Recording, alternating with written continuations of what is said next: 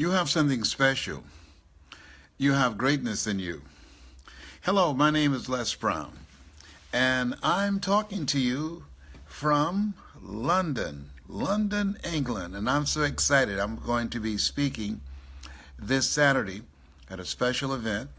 In fact, you can go online to lesbrowninlondon.com, lesbrowninlondon.com, and it will give you the information. It's going to be a full house, and it's going to transform your life. Now, let me say before I get started in my conversation with you right now, is that success is not convenient.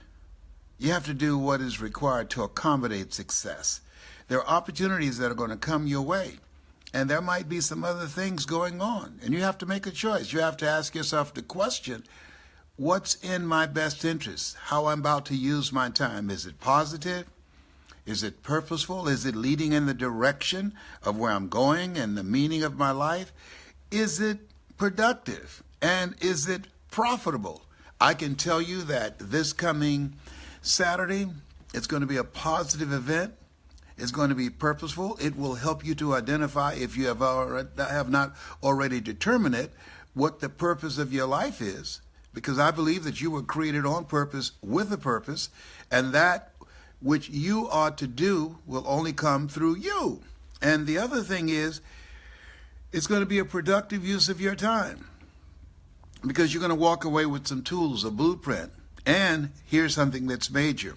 You're going to walk away with a group of collaborative, achievement-driven, accountability-focused relationships that will help you win. You can't make it by yourself. And the other thing is that you're going to come away with a blueprint. Action steps are things that you are to take day to day. Action steps that will move you in the direction of your dreams. I want to share a conversation with you. Now I want you to like this page, and I want you to share this page with everybody you know, all right? Like this page and share this page, because I have a message for you that's going to be transformative, something that will give you some insight, and I want to make it clear. Everything that I'm going to say, you already know it. That's number one. Number two, everything I'm going to say, you've heard it before. And three, I don't want you to agree with me, and I don't want you to believe me. I don't believe it myself. I know it. And four, take what you can use, and that which does not resonate with you, just push it aside. But I want you to think about your goals and dreams. I'm not just going to wait until this coming Saturday. We have no guarantees that I will be here or you will be here, okay? And I've decided every day my goal is to do something in relationship to the goal that I've set for myself. I've set as a goal to transform lives.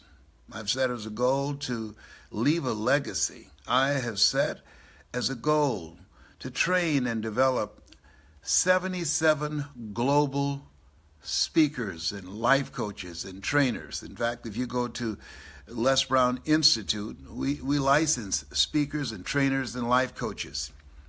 And so every day I do something in that direction. Today I had an interview on a very popular station here in London. It's TBN UK.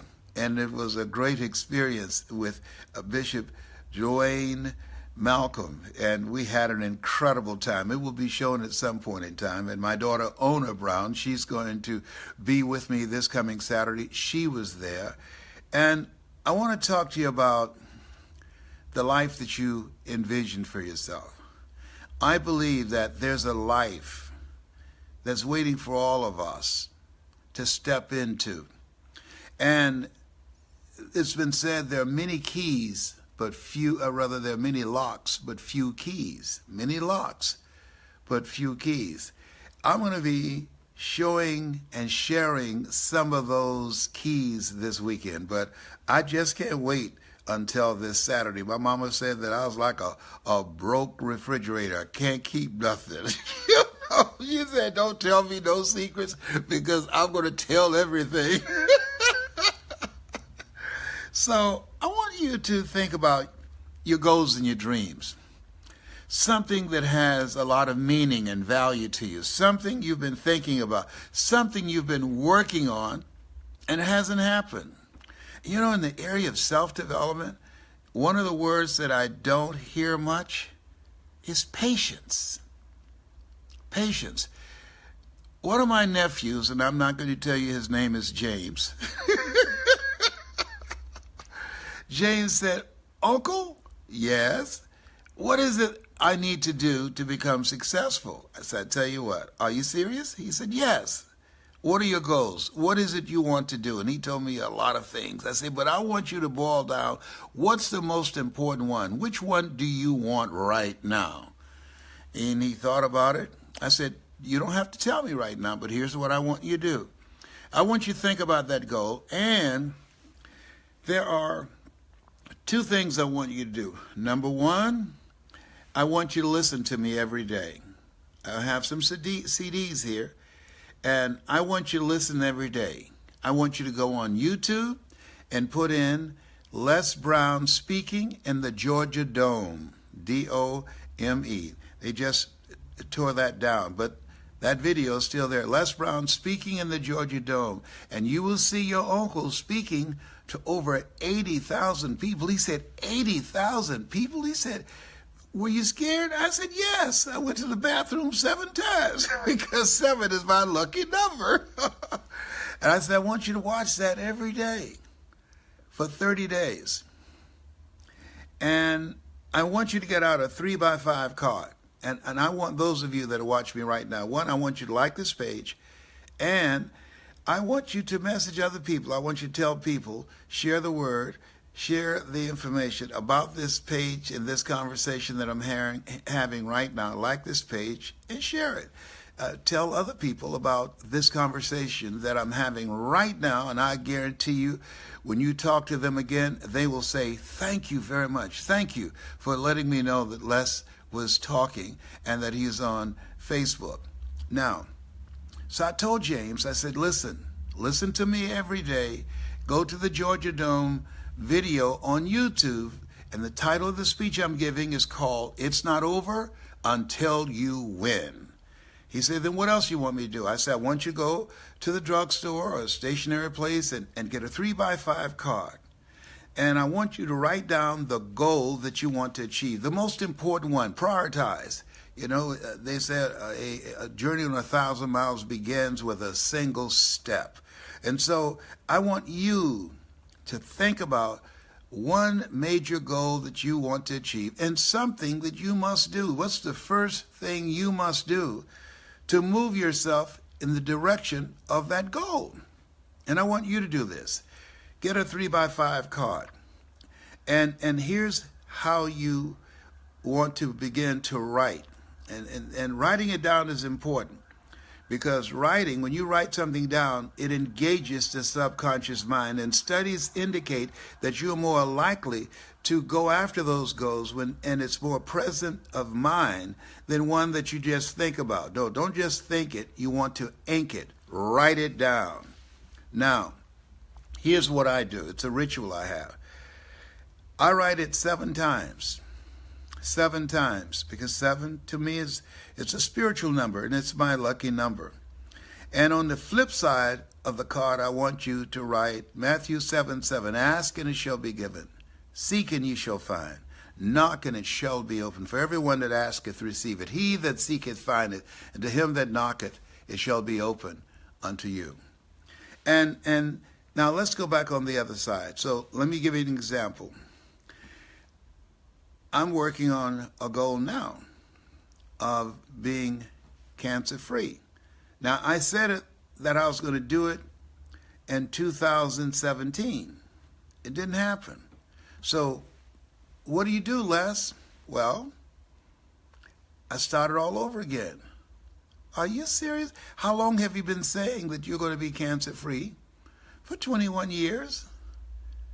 And you're going to do it again. I mean, doesn't that tell you that insanity is doing the same thing in the same way, expecting a different outcome?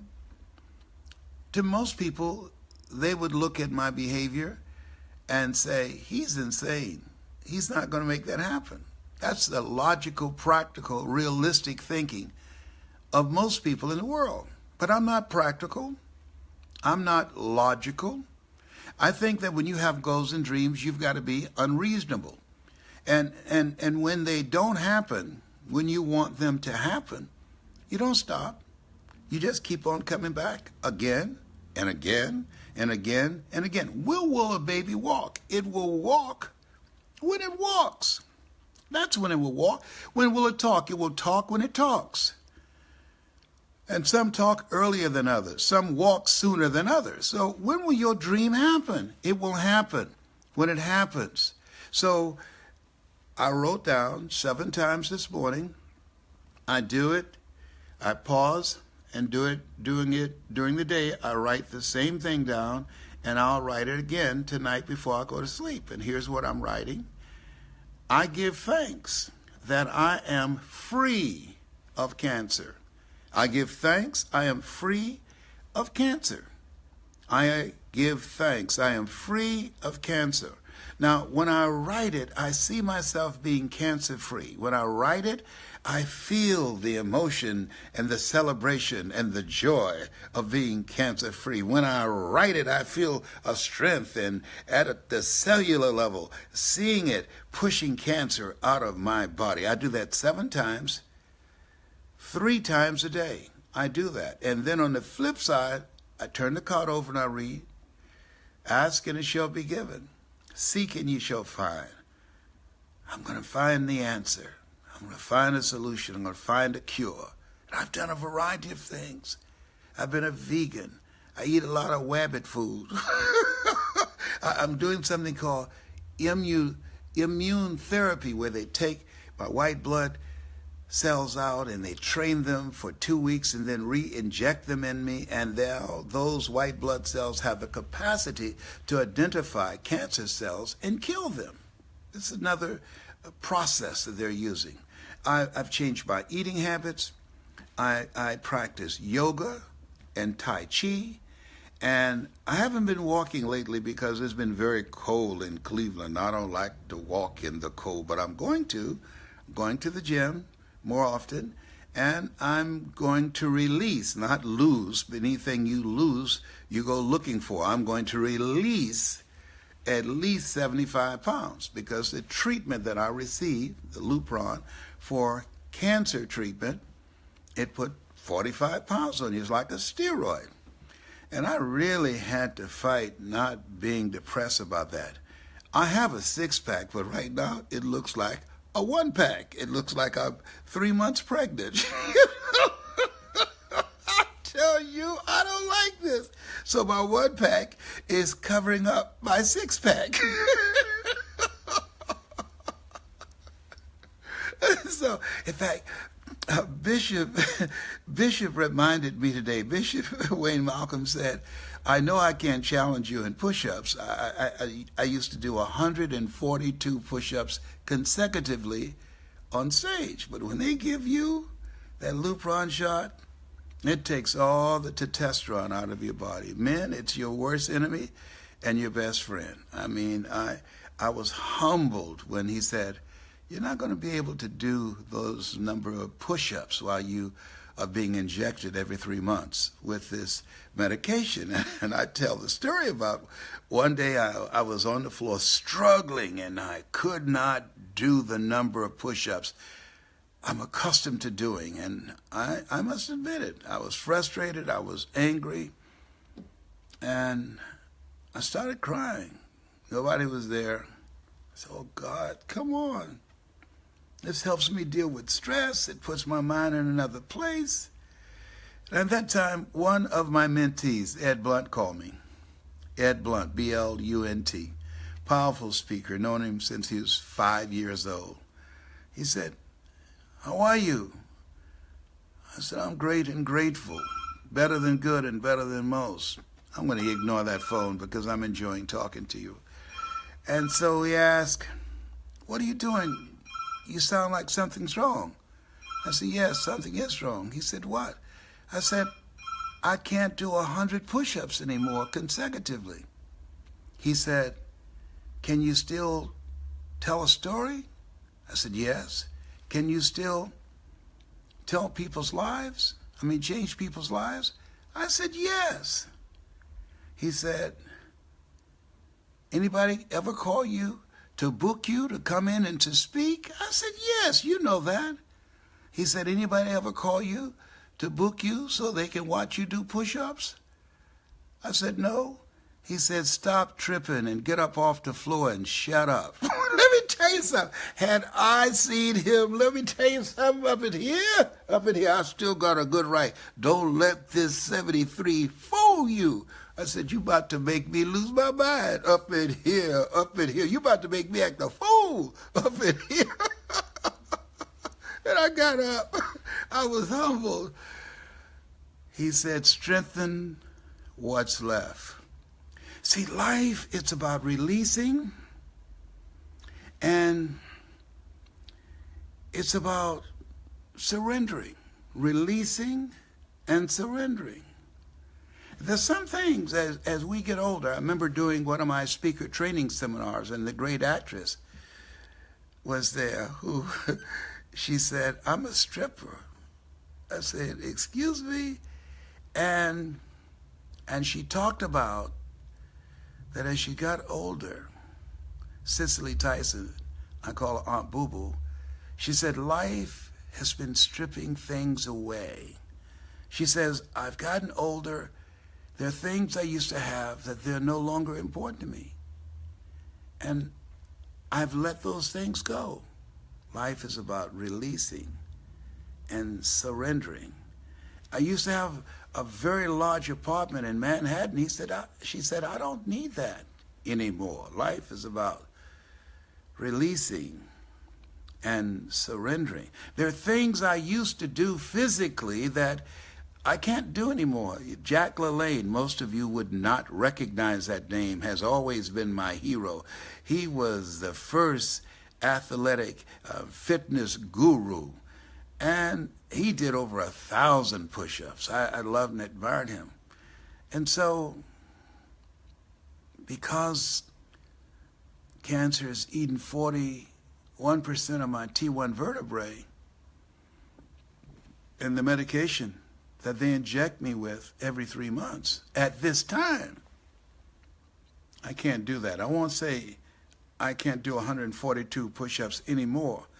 At this time, I'm not able to do that right now, but I know, I still got it in me. I know that I'm going to continue until I can build myself back up to that level again. And so I want you to think about your goals and dreams, and I want you to write down patience.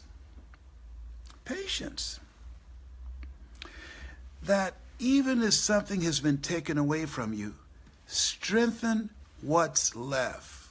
Strengthen what's left. Patience. Sometimes a dream has its own timetable. When will it happen, Les? I don't know that. I don't know. What's required on your part and my part is to be patient, and something that Og Mandino said in the book, The Greatest Salesman in the World, he said, say to yourself, affirm, I will persist until I succeed. Come on now. I will persist until I succeed. I'm going to drill deep on this coming Saturday where I'm speaking here in London. I want you to go to lesbrowninlondon.com and tell all your family members and friends. Bishop Wayne, he told me, he said, Les, you know, it's been 10 years since you've been at my church. 10 years since I've seen you speak here in London. I said, whoa. It's amazing how time is just flying now. It seems like it's moving at a faster pace. Somebody said that life is like a roll of toilet paper. You never know what you're going to get. And he said the closer it gets to the end, the faster it's going to run out, you know. So, oh my God. Oh, behave. Whatever. Yeah, Forrest Gump said life is like a box of chocolates. You never know what you're going to get. But I say that life is like a roll of toilet paper. The closer you get to the end, the faster it runs out. Oh, stop it. Okay, all right, listen. So as you look at your goals in your dreams, it's very important that you have patience. Einstein said, people think I'm smart. He said, I don't think I'm all that smart. He said, I think I have more patience than most people. Think about that. He said, I have more patience than most people. You know what I've said why I have not mastered technology as I have other things I've learned? I would always say, oh, I don't have the kind of patience for that. Hey, that tool is too important for me not to have the patience to learn it. Come on. That's crazy. No, so I've made a commitment to learn something today about the internet, about my smartphone, which makes me look very dumb. You pay that kind of money for a phone and don't know how to work it, don't know how to use it, not familiar with all the features. How smart is that, buddy? Every day to learn something today about my phone and about the computer that I didn't know yesterday. What if you did that? Just decide, I'm going to learn one thing today that I didn't know yesterday about my iPhone or my Droid or whatever that you want to learn. And at the end of the month, you have expanded your repertoire. Write this down. Expand or you are expendable. Hello? Expand or you are expendable. You can't afford in this economy to be one-dimensional. No, you cannot. And you want to create multiple streams of income. Why, Les? Because life happens.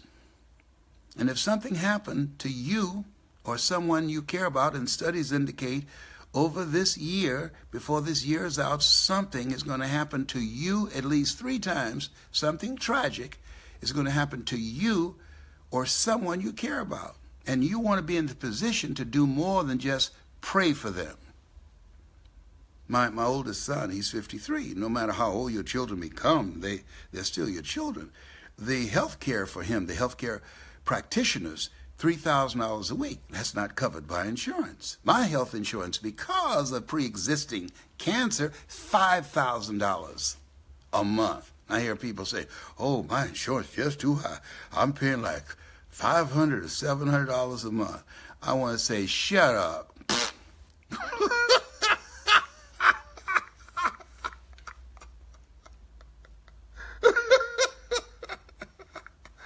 And I don't worry about it. I went, while I'm here in London, I misplaced the insulin that I've been using and went to one of the hospitals here. And we called in advance and said, oh, it won't take long for us to see Mr. Brown. And the lady said, go have a seat. We'll call you within 4 hours. I said, excuse me? 4 hours. I said, Theo Grant, I said, let's go back to the car. Tell him don't get out the car, just drive up front, and I'm going to get in the car. They said, why? I said, I'm not going to sit around here for 4 hours. I can catch all kind of new diseases sitting up in here for 4 hours. No. And guess what? I had a doctor come to the hotel that she contacted, and he was more than willing once he told me how much he charged. I said, no problem. But I did ask him, do you take food stamps? He said, no, sir, I don't. I said, okay, well, come. I'm just asking, all right? We have not because we ask not. And he came over here, nicest gentleman from India, and he was just surprised. I've been to Bangla and various areas of India, and he was so just enamored with my laughter and my personality. He said, you look good for 73. I said, because I'm a big kid. I said, I have a Mickey Mouse watch. I have Mickey Mouse bedroom slippers. And I said, I have on Mickey Mouse underwear. But I'm not going to show you, big boy. He said, I don't want to see too much information, too much information. By the way, don't let the child die in you. Learn to laugh at yourself, even when things are not working out the way that you want them to work out. I tickle myself. Stop. I got issues. Okay. I got issues. I'll be good. I promise I'll be good. So now this is a strategy behind this, according to the principles of psychoneuroimmunology. 1 minute of laughter boosts your immune system for over, listen to me, 24 hours. 1 minute of laughter boosts your immune system for over 24 hours. Now listen to this. 1 minute of anger weakens your immune system for 4 to 5 hours. Now, before I finish this conversation, and I want you to like this page and share it and encourage others to share it and spread the word. Les Brown is talking right now. Before I get through, you're not going to get sick for 20 years. I'm going to have you laughing. Let the record show. And even homely people look better when they laugh. Watch this. Okay, all right. Now, as you think about your goals and dreams, not only does it require patience and persistence, but it requires consistency in terms of your behavior, in terms of how you use your time, in terms of execution, the strategy that you're implementing for the achievement of your goal. Consistency, like my goal of releasing 65 pounds to 75 pounds, that I can't decide to walk 2 or 3 days and just stop. No, I'm going to do it every day, consistent. And as I persist until I succeed, as I'm consistent in my routine of yoga and walking and Tai Chi and visualization, visualizing myself being smaller, looking at pictures of myself when I was smaller and saying, I'm going back there. In fact, I'm there right now. It's just covered up and cannot be seen by the naked eye. That persistency in writing down the words and reading the words, I'm free of cancer. I give thanks that I'm still here. I can still transform lives. I can still speak and people will listen to me. I'm 73, but my best work has not been done yet. I'm going to make the rest of my life the best of my life. I want you to write that down. I want you to affirm that. Write it down. I give thanks. I am making the rest of my life the best of my life. Here's something else. Listen to me. A guy told me this. We were on a plane coming from a cancer center in Houston, Texas, MD Anderson. And I had just gotten some bad information. And he had a book and he gave it to me. We started talking. Plane was not crowded, but what are the chances my sitting by this guy and his prognosis and what they said to him was worse than mine, and that was not the first time he heard that. And the title of his book, when I read it, it shocked me. You know what it was? The title of it was, I Don't Have Time to Die. I said, what do you mean by this? He said, 17 years ago when I came to MD Anderson, cancer metastasized to my liver, to my lungs, and different areas of my body. So you alarmed because cancer has metastasized to your spine? So what? Do you have time to die right now? Aren't you busy doing something? I said, yes, I am. He said, well, then keep doing it. Take care of yourself, but don't focus on the disease. He said, focus on your goals and your dreams, the meaning and the purpose of your life. Where focus goes, energy flows. Whoa. What are you looking at?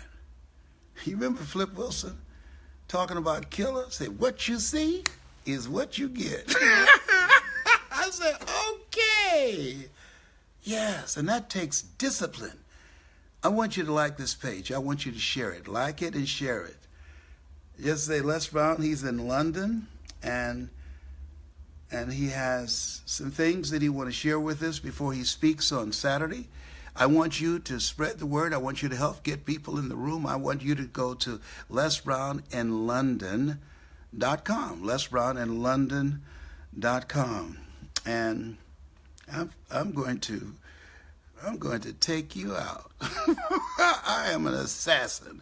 I will kill every mediocre demon in you, the demons of procrastination, the demons of fear, the demons of, well, I tried, the demons of putting things to the side and not focusing on what it is you need to do, the demons of giving yourself an excuse and giving yourself a pass. There's something in you that needs to go, that needs to be taken out, that's blocking the real you, blocking the things in you. It's blocking you. And sometimes you need some help in getting rid of that. You can't read the label if you're locked in the box. Can you feel a brother up in here, up in here? I'm having a hot flash now. I have a little fan around here somewhere. I used to laugh at my mother and my sister when they have hot flashes. Now I have hot flashes. I call them power surges. Excuse me, let me find my fan. Okay, all right. Okay, stop. Okay.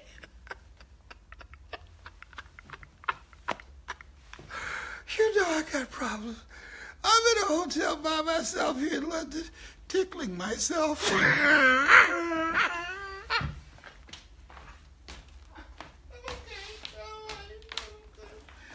so happy. M-I-C. See you real soon. K-Y-M-O-U-S-E.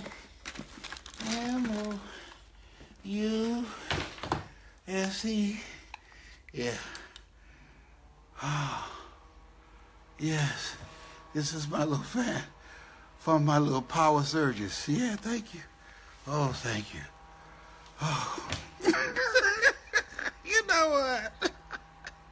You've got issues. I know it. Whatever.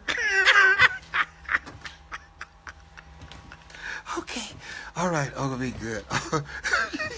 So, I want you to like the page and share it. Let everybody know I'm talking. Got something else I want to share with you.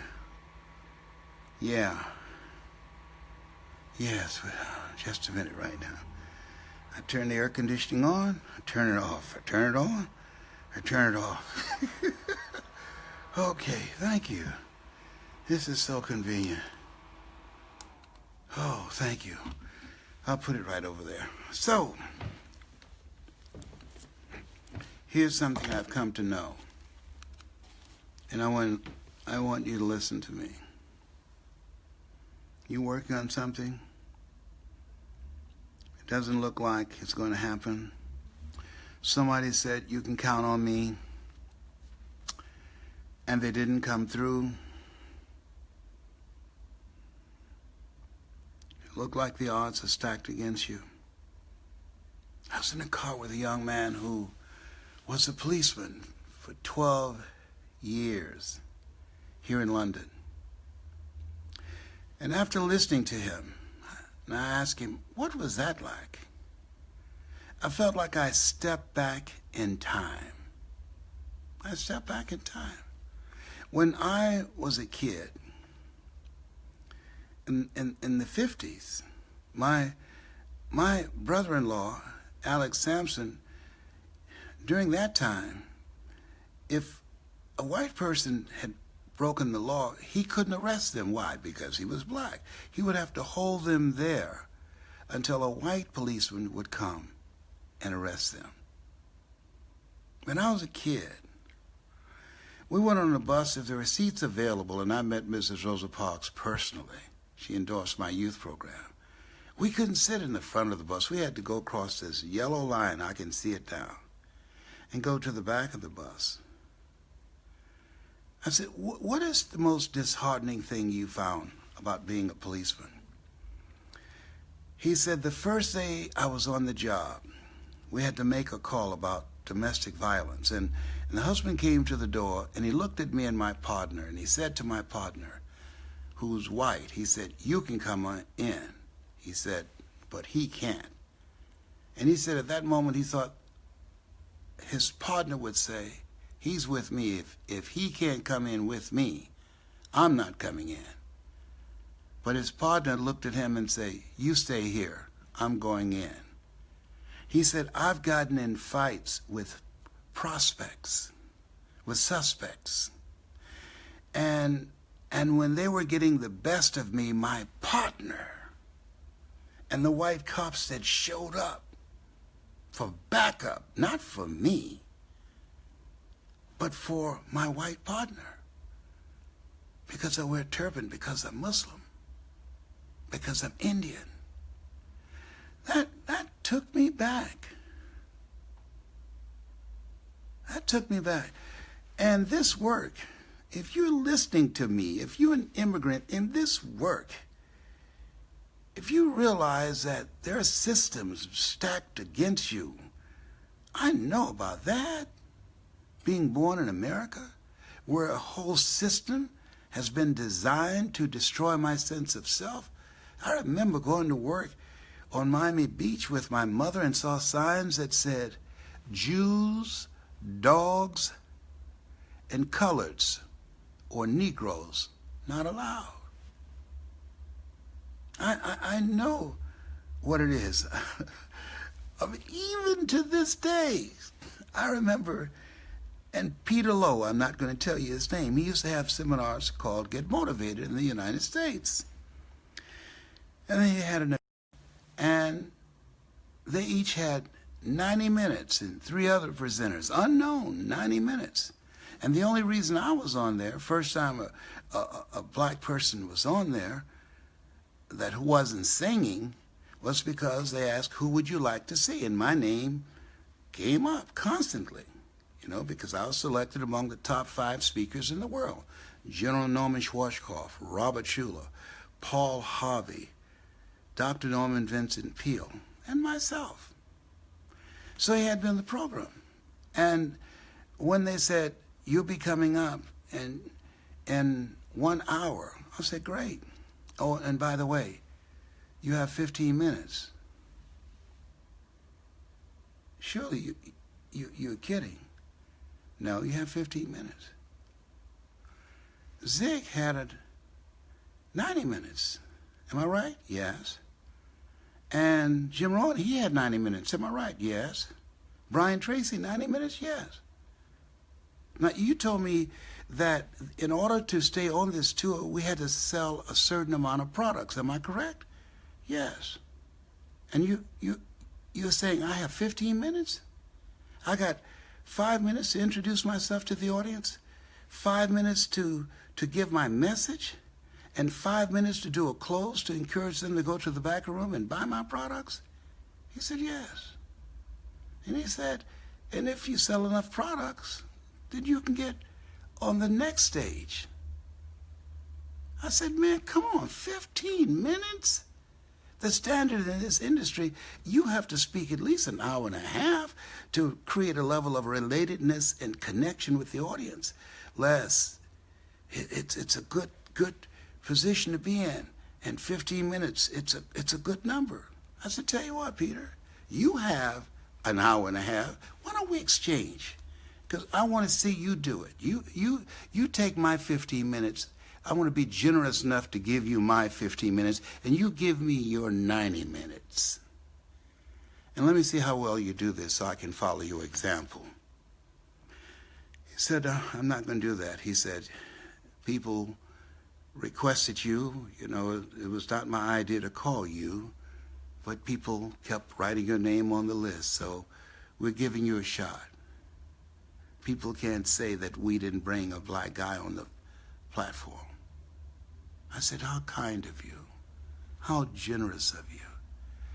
And so all the other presenters, they sold over $300,000 worth of products with their hour and a half.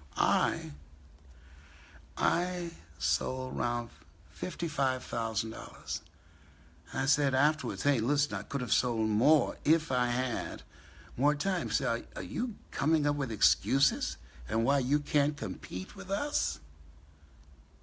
I said, no. No, I'm not. Well, Mr. Brown, you didn't make the cut. But we gave you a chance. Thank you. I appreciate it. Thank you very much. When things happen, they can make you bitter or they can make you better. And I said, one day I'm going to be so good, I'm going to change so many lives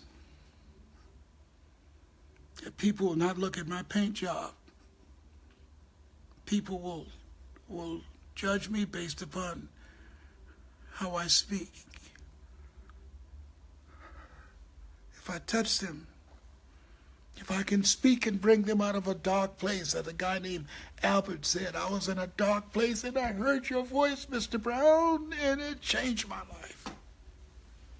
I said, Lord, I don't have the complexion of connection, but I have you, and I have a voice, and I'm not going to let anything or anybody who judge me based upon how I look or my paint job, which I had nothing to do with, stop me from changing lives. No. And I'm thankful for two things. One, they have made it so difficult for me. I can't afford not to be the best.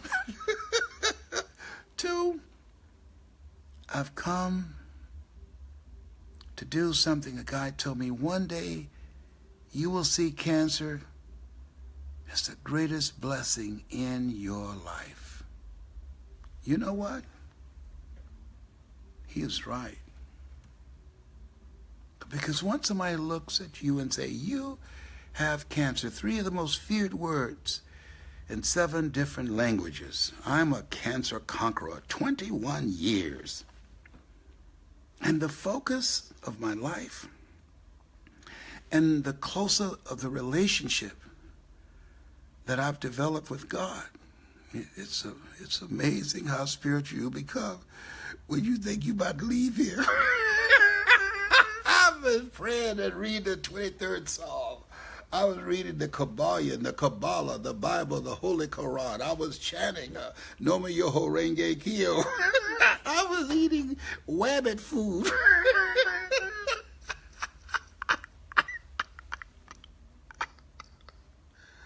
You got problems. I know it.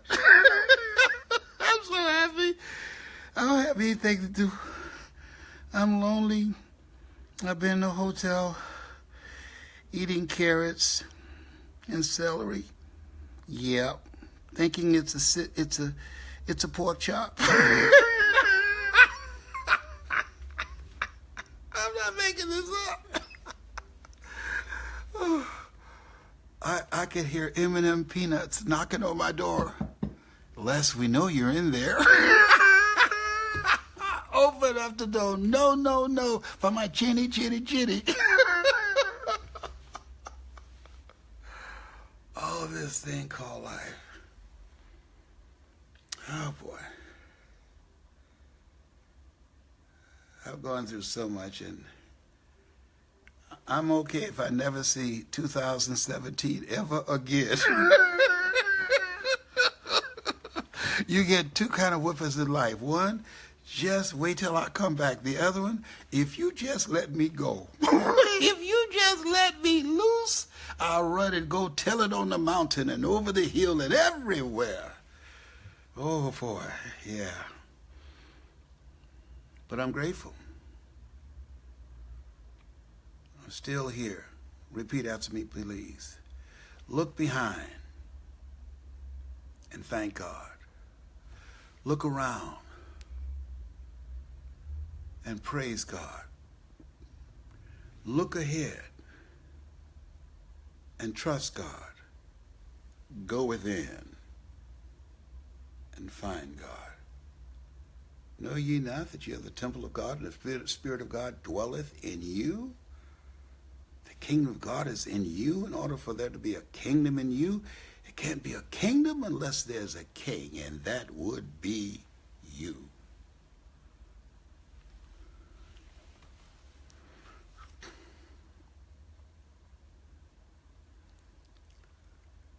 I'm thankful that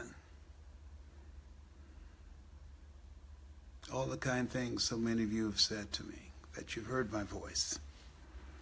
I'm thankful that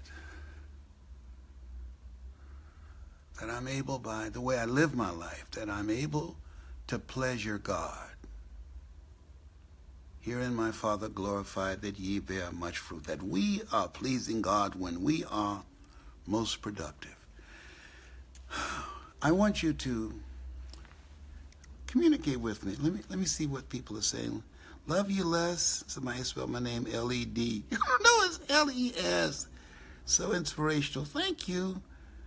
Blackheart was grateful for you and for meeting you. I'm glad to have met you, Danita. Hi, Nita Boo. Hello, Les. Glory, hallelujah, Dr. Brown. Oh, I'm a doctor now. Well, thank you, baby. Whatever. Okay, let me see what else we have here. Dana, I've known about you. First time seeing you speak. You make my day. Thank you for your words of inspiration. How kind. Thank you, Dana. Kelly Bobelli, Bobing Bing Manelli. Hello, Kelly. Where are you? Oh, who's this? Nancy Lewis. Hello. Pleasing God by being you. Yes. Yes, be you. That pleases God. Yeah. I don't know what you want to do. I don't know what you want to accomplish with your life. Here's what I encourage you to do. This coming Saturday, I'm speaking here in London, Saturday. And Marie Cosgrove, she's going to speak. A young man that's going to blow everybody's name. His name is Rondell. He's from Kingston, Jamaica. They call him Mr. Positive. I just did a program for him, and he is my special guest. This young man is going to soar. He's going to break new ground, go places that Bob Marley has never gone. He's going to make global impact, not only with his music, but he's a thinker. He's a speaker. He's going to electrify everybody. Most of you don't know him. Rondell, he's a bad boy. Yes, he is. I wanted him to come. I saw him in Kingston. I said, my brother, I've got to bring you to London. He's been here before, but not on this kind of platform. Don't you miss him. Don't sleep him. And Marie Cosgrove, single mother of 5? They told her in her job, the only female there, the #1 salesperson, oh, you're making too much money. We're going to have to take you off commission and put you on salary. She said, I can't afford that. I'm a single mother of 5 children. No, I want to control my destiny. You're fired. They tried to intimidate her and thought she would get on her knees and beg. No, don't fire me. Okay, I'll get off commission and get on salary. She didn't. She said, okay. 2 years later, they called her. You know, there's a song, if you dig a hole for me, you better dig 2, because the one you dig for me might be for you. They called her and said, look, I understand you've started another company and it's doing well. Would you be interested in buying us? She said, what? In buying us. Yes, would you be interested? Now, this is the CEO. She said, send me the numbers. Let me see your books. And she looked at it and she was shocked. You know what? 86%, did you hear me? 86% of the revenue was generated by Marie Cosgrove. 2 years later, the company that fired her, you were making too much money. You need to be on salary. Only woman there. Didn't say that to the men, just said that to her. And she bought the company. Don't sleep this. Don't you miss this. Don't you miss her. She's powerful. She is powerful. And my daughter Ona looks like me without a beard. My daughter Ona, the results coach. My daughter Ona, I'm proud of her. She's going to speak, and we have our little competition thing. She thinks she can take me on. I said, listen, baby, A young broom sweep clean, but old broom nowhere to go. How to get all the corners. Oh, come on, bring your best stuff. She's going to be there. And Shamir and Althea Grant, Better Must Come. Oh, my goodness, you talking about a story? And she's electrifying. Oh, she's a beast. Better Must Come, sleeping under her aunt's bed. They tortured her mentally, emotionally. And she heard this Jamaican song, Better Must Come, at 6 years of age. And those words resonated with her heart and with her spirit and gave her the mental energy and wherewithal to come up in this toxic environment where her mother dropped her off one night, and she thought it was just for a night, and her mother was going away, left her with an aunt who hated her guts and resented the fact that her sister had dropped Althea off there and asked her, take care of her. I'm gone. I don't want to do this anymore. And this little kid, all she had was a song that she listened to. As the other kids, her cousins slept in beds in the other rooms. The aunt had her sleep under the bed. She wasn't good enough from her perspective to sleep in a bed. She had to sleep under the bed. And in spite of that, she heard that song, Better.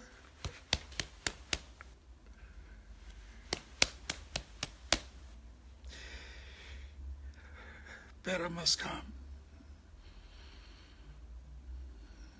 Better must come. She told me the story. Last year, for a period of time, I had sciatica pain. And I was speaking from a wheelchair. And I affirm, better must come. Better must come. You might be going through some stuff now. Affirm. Better must come. Don't give up. Better must come. Hold on. Better must come. Cry if you must. Better must come. Give out, but don't give up. Better must come. Oh. If you have to swim or walk or catch a Greyhound bus, a trailway, I don't know what y'all have over here, Uber or Booba. I don't know what you have here. Whatsoever you have to do, be there this Saturday. Go online now to Les Brown in London, lesbrowninlondon.com. I can't wait to get there.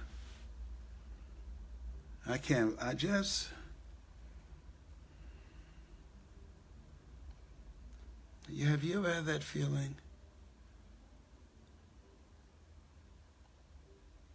that you know something is about to happen?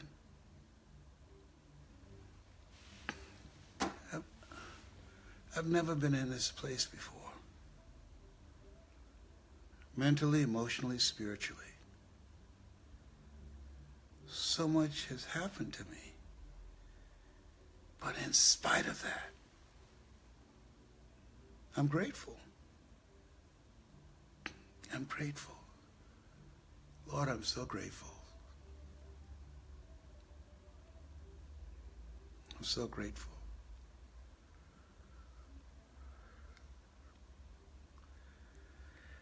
You have something special. You have greatness in you. Go to lesbrowninlondon.com. I love you. And there's absolutely nothing you can do about it.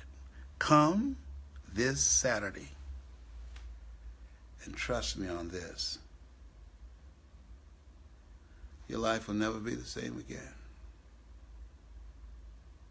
My prayer is, before I speak, more of thee, less of me.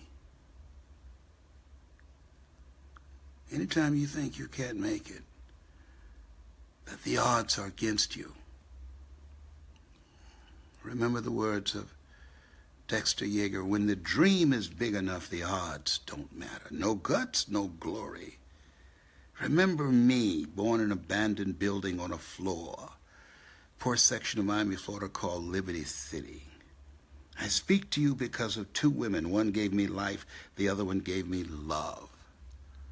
If my birth parents came in this room right now, I would not know either one. Being adopted by a strong woman named Mamie Brown. I used to have a talk show, and I would end it by saying, this has been Mrs. Mamie Brown's baby boy. I'm a mama's boy.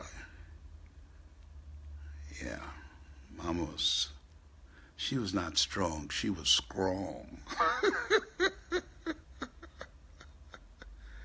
I learned so much from her. From her example, she was my hero. And still is. Better must come. It's not over till you win. I've heard people say it's not over till the fat woman sings. Some people quit when she's just clearing her throat. Oh, behave, whatever.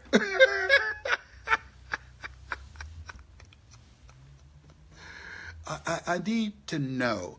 I want you to text me now. Are you going to be there? Are you going to join me? Are you going to bring at least 7 friends with you to see me? Please, because I'm in a special place, and I know this is going to be different. Let me see what y'all are saying before I end this conversation. Where are my tissues? I'm such an emotional person. Where am I? Little Mickey, what are you saying? Yes, strong. Okay, better will come. Thank you. I like that. Yes, I will be there. Thank you so much, Martin and Denise Raleigh. It's not over till I win. Oh, go see that on Facebook. And here, Katrina Martinez, she lives in London. Yeah, I'm going to be live in London. Joy, it is not over till I win. Thank you. I'm so glad you enjoyed that. Hey, guys, I'm here and from Morocco. I still have a dream. Fantastic. We're going to teach you how to convert that dream into reality. Okay, well, thank you so much for listening to me. I love you. And if you're going through some stuff, remember these words. Better must come. You're a masterpiece because you're a piece of the master. Better must come. You are God's chosen one. Better must come. You deserve the best that life has to offer. Better must come. Your sickness, your position, your circumstances, none of that defines you, or you are self-definitional. You have greatness in you. You were made in the likeness and image of God. You were born to win. Yeah. Be with that. This has been Mrs. Mamie Brown's baby boy. It's been a plum-pleasing pleasure as well as a privilege. God bless you. God bless your dream. And I'll see you this Saturday. Go to LesBrownInLondon.com. Don't wait. Don't wait. Do it now. Yeah. If you're serious about your dream, if you can hear me in your heart, you come. I'll be standing at the door to greet you because I'm just too fired up to sit down. I can't wait to get to you. Don't come unless you got a strong spirit, strong attitude, a strong mind. Not strong, but strong. Thank you so much. You take care. Spread this. Tell the world about it. Say, Les Brown got loose this evening. God bless you. Always strive to get on top in life because it's the bottom that's overcrowded. LesBrownInLondon.com. Go there. Make it happen.